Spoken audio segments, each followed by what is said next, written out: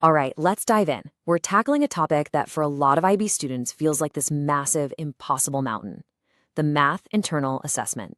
But don't you worry, we're going to break it all down, turn that mountain into a totally doable path, and get you from that scary blank page to a project you can be really proud of.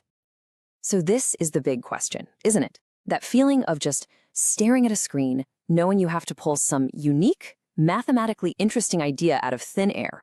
It can be super intimidating, but that's exactly what we're going to fix right now. We'll give you a clear roadmap, spark some real ideas, and show you precisely what it takes to knock this thing out of the park. Okay, so first things first.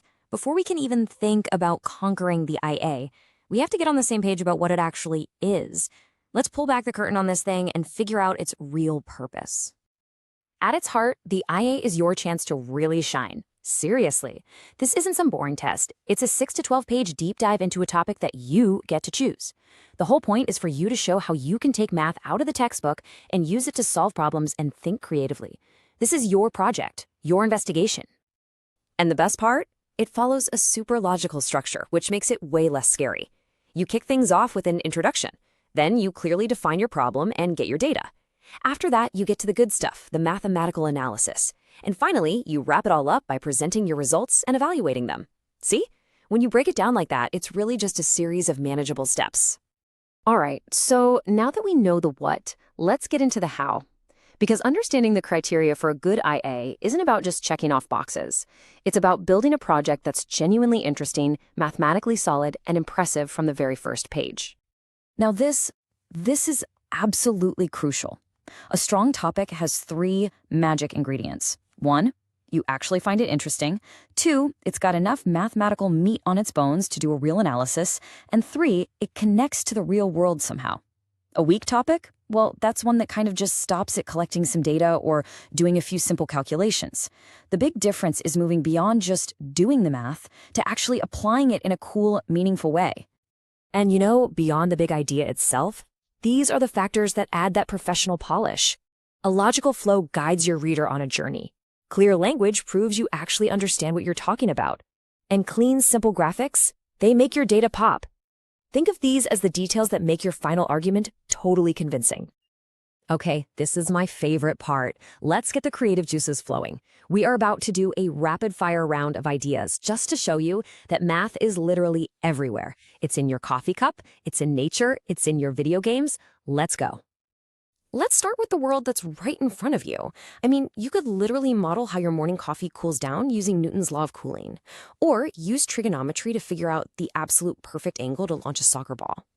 These topics show how math isn't just numbers. It's the language that describes everything from the golden ratio in your favorite painting to the Fibonacci spirals in a pine cone. Now, let's geek out a little and look at the engine that powers our entire modern world. You could estimate pi using a really cool statistical trick called the Monte Carlo method, or you could explore the basic math that makes simple AI work.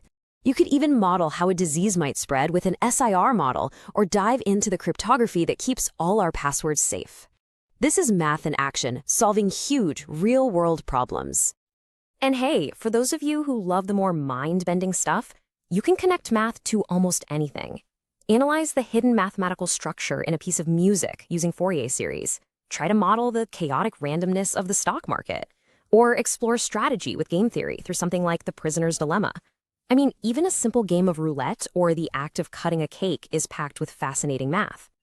Phew. Okay. We've covered a ton of ground, from the basic structure of the IA to a whole universe of potential ideas. Now, let's bring it all home and lock in a final, focused game plan to make sure your project is a massive success. So, if you take away anything from this, let it be this. First, pick something you are genuinely curious about. That passion will carry you through the tough spots. Second, make sure your topic has enough mathematical depth for a real analysis, not just basic arithmetic.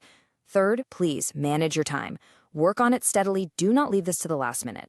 And finally, no matter how complicated your math gets, your job is to explain it so clearly that anyone can follow your journey and understand your conclusions.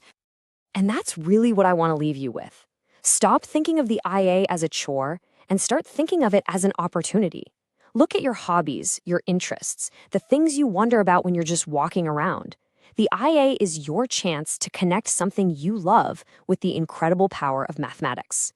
So the real question is, what problem is your passion going to solve?